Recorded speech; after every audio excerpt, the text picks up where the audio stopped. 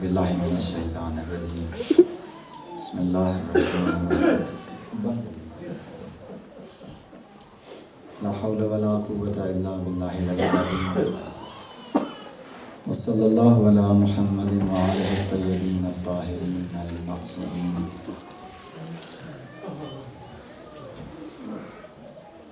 حمید ابن مسلم راوی ہے کربلا کا۔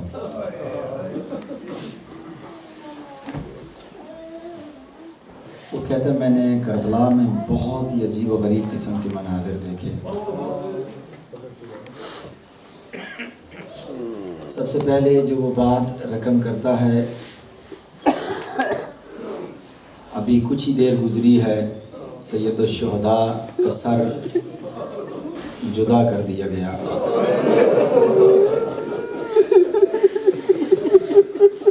گنج شہداء کے سارے لاشیں اکٹھے کر لیے گئے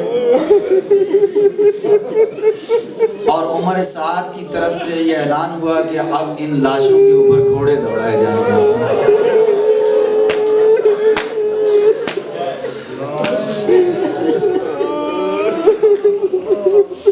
جب گھوڑے دوڑانے کا ٹائم آیا تو ہر صحابی امام حسین کا قبیلہ آگے آ گیا۔ ٹھیک ہے، ہم نے تمہارے ساتھ مل کے حر کو مارا ہے، ٹھیک ہے ہم نے تمہارے ساتھ مل کے حبیب ابن مظاہر کو مارا ہے، لیکن یہ جو ذلت گھوڑوں کے نیچے روندنے والی ہے یہ ہم حبیب ابن مظاہر کے ساتھ اور حر کے ساتھ نہ ہونے دیں گے۔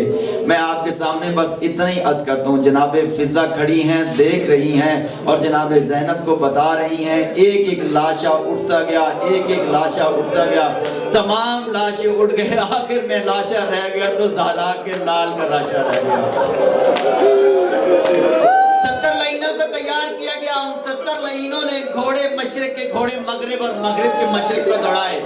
میں اتنا ہی آپ کے سامنے عرض کر سکتا ہوں، وہ جس کو ماں نے چکیاں پیس پیس کے پالا تھا، اس کی ایک طرف کی پسلیاں دوسری طرف کی پسلیوں میں پیوست ہو گئی۔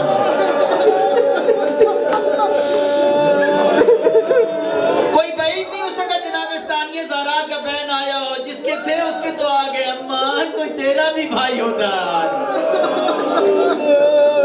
سوائے سید الشہداء کے کسی کے لاشے پہ گھوڑے نہیں بھاگے۔ بس حمید ابن مسلم کہتا ہے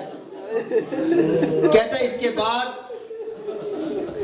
کیسے عرض کروں، خیام کے اوپر لوٹ کے لیے عمر سعد نے کہا جا جس کا جو دل چاہتا ہے، جس طرح سے چاہتا ہے جا کے لوٹو۔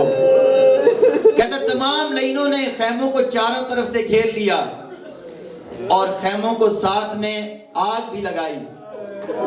کہا اس حالت میں جبکہ امام حسین علیہ السلام کی لاش پڑی تھی اور ابھی یہ خیام کی طرف جا رہے تھے، ابھی پہنچے نہیں تھے، کہتا میں نے دیکھا ایک لمبے قد کی ایک مستور آئی ہے خیمے سے باہر اور ایک مرتبہ آ کر سید الشہداء کے لاشے کے نیچے ہاتھ ڈال کر اس کو بلند کیا اور کہا کہ مالک آل محمد کی اس قربانی کو قبول کر لے۔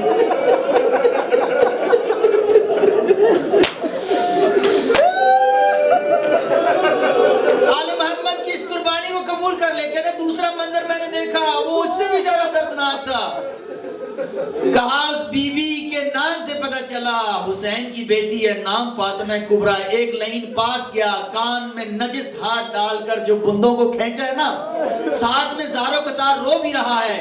بی بی نے ایک دفعہ تڑپ کے کہا کہ ظالم رو بھی رہا ہے اور لوٹ بھی رہا ہے۔ کہا لوٹے ہوا کوئی نہ کوئی تو لوٹے گا، میں کیوں نہ لوٹوں، لیکن تم لوگوں کے مصائب ایسے ہیں کہ مجھ سے بھی برداشت نہیں ہو رہے۔ بی بی فاطمہ کبریٰ کی چادر لوٹ لی گئی، آپ بیٹھ گئیں۔ یہ وہ وقت تھا جب چاروں طرف سے خیام کو آگ لگی ہوئی تھی اور سید الساجدین غشی کی حالت میں ایک خیمے میں پڑے ہوئے تھے۔ ایک بدبخت وہاں پر گھسا اور سید سجاد کے نیچے ایک چمڑے کا بستر تھا جس پر آپ سو رہے تھے، اس نے اتنا زور سے کھینچا منہ کے بل سید الساجدین زمین پر آئے۔ بی بی دوڑتی ہوئی گئی، جناب زین العابدین کے خیمے کے اندر گئیں۔ بڑی مشکل سے سید کو افاقہ ہوا، کہا پھوپھی کیا بات ہے؟ کہا کہ بیٹا تم امام ہو، تم سے ایک فتویٰ لینے آئی ہوں۔ کہا پھوپھی کیا فتویٰ ہے؟ کہا کہ یہ بتاؤ کہ ہم جل کر مر جائیں یا باہر نکل جائیں۔ تمام مخدرات کو بھی ساتھ لے کر آئیں۔ امام نے کہا کہ چادریں سر پر کریں اور باہر نکل جائیں. بی بی نے کہا کہ کاش جل کے مرنے کا کہا ہوتا, چادریں ہوتی تو نکل جاتی. سید نے سب کو پاس بلایا, کربلا کی مٹی اٹھائی اور سروں میں ڈال کر بیویوں کا پردہ بنایا. بس بیویاں باہر نکلی. جب تمام بیویاں گئیں, ابھی سید الساجدین کے خیمے کی طرف آگ نہیں آئی. حمید ابن مسلم کہتا ہے اچانک آگ نے چاروں طرف سے سید الساجدین کے جو خیمے کو گھیرا ہے نا, میں نے ایک عجیب منظر دیکھا. وہی بی بی جس نے آ کر میت حسین کو اٹھایا تھا نا, وہ ایک دفعہ اندر گئی اور اپنی کمر کے اوپر بیمار سجاد کو اٹھا کر لے کر آئی. بیمار سجاد کو اٹھا کر باہر لے کر آئی. اس کے بعد جناب زینب اور جناب ام کلثوم نے سید الساجدین کو باہر کربلا کے بیابان میں کھلے آسمان کے نیچے ان ریگزاروں کے اوپر سید الساجدین کو لٹا دیا. تمام بچوں کو اکٹھا کرنا شروع کر دیا. اچانک جناب ام کلثوم نے کہا کہ تمہارے ایک بھائی کے 2 ننھے بچے نہیں مل رہے.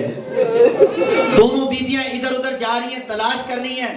تلاش کرتے کرتے ایک جگہ پہ گئیں. وہ دونوں بچے چھوٹے چھوٹے سو رہے تھے. جب پاس جا کے گئیں تو سو نہیں رہے تھے, گھوڑوں کی ٹاپوں کے نیچے روندے جا چکے تھے. بیویوں نے ان بچوں کو اٹھایا اور اٹھا کر لا کر, بس یہ جو وقت جا رہا ہے اس سے کوئی بات کا وقت تھا.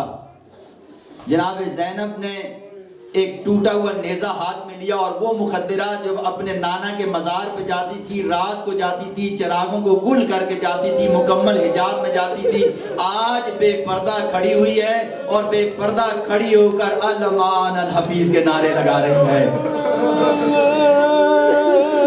بچوں کو عادت تھی عباس کی آواز پر سو جانے کی. کچھ دیر کے لیے بچوں نے محسوس کیا, انہیں ایک سکون آیا. کچھ بچے چھوٹے چھوٹے بچے سو گئے. بی بی چاروں طرف پھر رہی ہیں اور تمام بہنوں کو کہا کہ آپ سب اندر بھابھیوں اور بہنوں کا بیٹھ جاؤ, بچوں کی دیکھ بھال کرو, میں پہرا دوں گی, اگر آرام کر سکتی ہو تو تھوڑی دیر کے لیے آرام کر لو. تھوڑی دیر کے بعد حر کی زوجہ, اس کو کہیں سے تھوڑا سا پانی مل گیا. وہ پانی لے کے جناب زینب کے پاس آئی کہ یہ کم از کم کچھ بچوں کو دے دیں. جناب زینب وہاں پر آئی جہاں پر سکینہ اپنے بھائی کے قریب بیٹھی رو رہی تھی.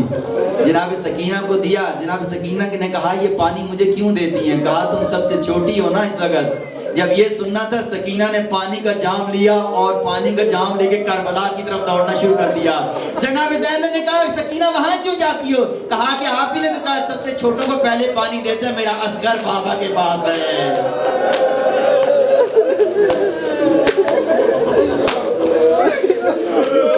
میرا اصغر بابا کے پاس ہے, میرا بھائی پیاسا دنیا سے گیا ہے, میں اپنے بھائی کو جا کر پانی دیتی ہوں. بی بی پہرا دے رہی ہیں. ایک چکر لگایا ہے, دوسرا چکر لگایا. جب تیسرا چکر لگانے لگی نا, اچانک دیکھا رات اس وقت گہری ہونا شروع ہو گئی تھی, اندھیرا بڑھ رہا تھا. سامنے سے دیکھا ایک گھوڑا سوار آ رہا.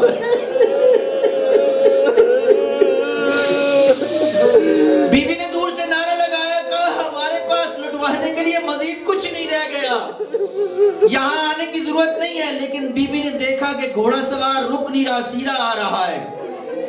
دوسری مرتبہ بیوی نے تھوڑی سی کرخت آواز میں کہا کہ او گھوڑا سوار, تم کیا سمجھتے ہو ہم لاوارث ہیں؟ تجھے پتہ نہیں ہے میں عباس کی بہن ہوں.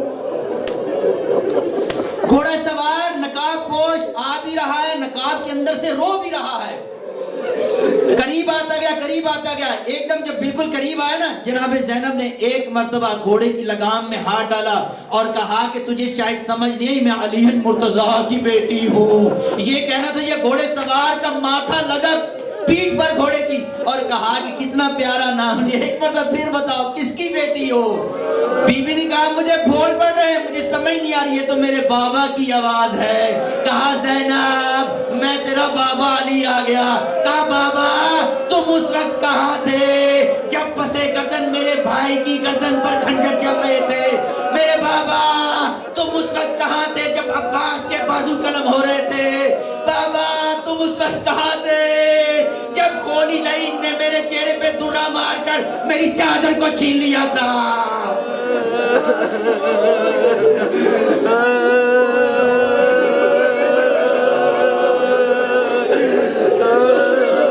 تمام بیویاں کو جب پتہ چلا نا تشریف لائے. ساری بیویوں نے چاروں طرف سے امیر المومنین کو گھیر لیا. ساری بیویوں نے گھیر لیا نا. ایک بیوی تھی جس کا قد بلند نہیں تھا, وہ بڑی مشکل سے اپنے دادا کے پاؤں تک پہنچ سکی. پاؤں کے پاس پہنچ گئے کہ دادا کتنی دیر کر دی.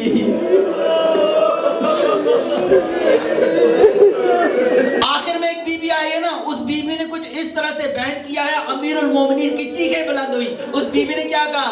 کہا کہ مولا سب کے کم از کم میدان تک چل کر گئے تھے, میرا تو دودھ پیتا اصغر تھا.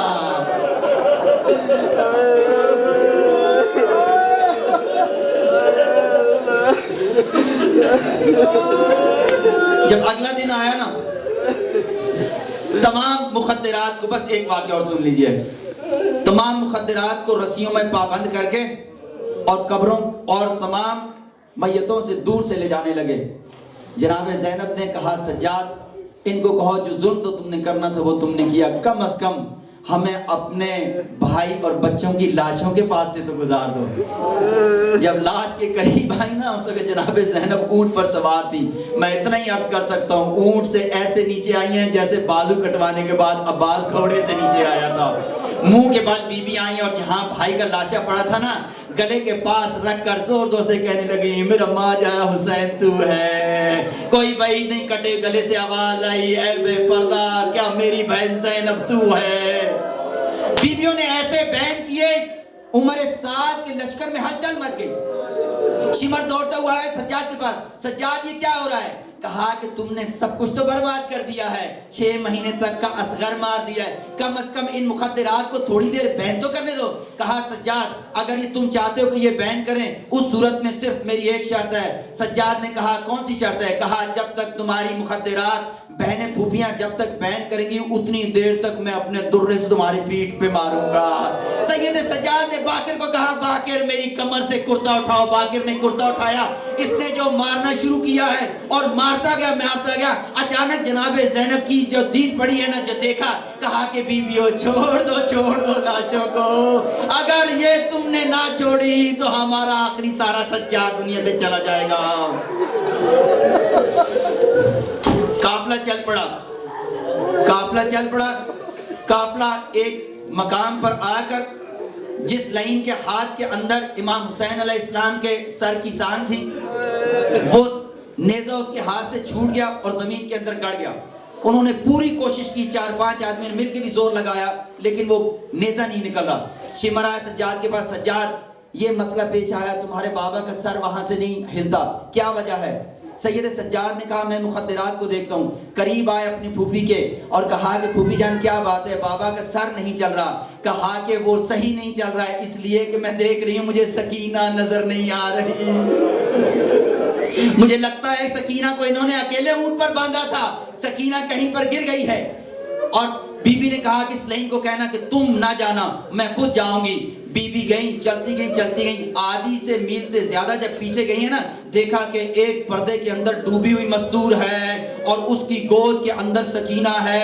بی بی پاس کی, کہا کہ بی بی آپ کا بھلا ہو, آپ نے بڑا احسان کیا, اس بیچاری کے در چھینے گئے, اس بیچارے کے منہ پر تماچے مارے گئے. جب اس کے بابا کی لاش پڑی ہوئی تھی, یہ بابا کی لاش پر گئی تو تماچوں کے ساتھ وہاں سے اٹھائی گئی. آپ نے بہت مہربانی کی, میں آپ کی بہت شکر گزار ہوں. بی بی نے ایک طرف منہ اٹھایا, کہا زینب مجھے پہچان, میں تیری ماں زہرا ہوں, میں تمہارے ساتھ ہر وقت موجود تھی.